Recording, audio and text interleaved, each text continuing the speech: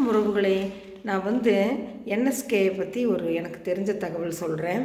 அவரோட ஆஃபீஸில் இருந்த அவர் மேனேஜரு இன்கம் டேக்ஸ் ஆஃபீஸுக்கு நோட்டு, கணக்கு வழக்கு நோட்டெல்லாம் எடுத்துகிட்டு போகிறாரு. அங்கே போய் அந்த அதிகாரி செக் பண்ணுறாரு. செக் பண்ணுறப்போ நிறைய இடத்துல தர்மம்னு போட்டிருக்குது. அதுக்கு அவர் கேட்குறாரு, நம்புகிற மாதிரி இல்லையே, நிறையா தர்மத்துக்கு எழுதி வச்சுருக்கிறீங்களே அப்படின்னு சொல்லி கேட்டப்போ, உங்களுக்கு சந்தேகம் இருந்தால் நீங்கள் ஆஃபீஸில் போய் பாருங்கள் சார்ன்னு சொல்கிறாரு அவர், அந்த மேனேஜரு.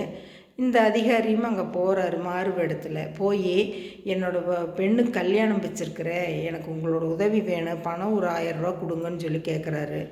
சிறிதும் யோசிக்காமல் என்னோடய manager office, income tax office போய்க்கிறாரு. அவர் வந்தோன்னே நீங்கள் அந்த பணத்தை வாங்கிட்டு போங்கன்னு சொன்னார்.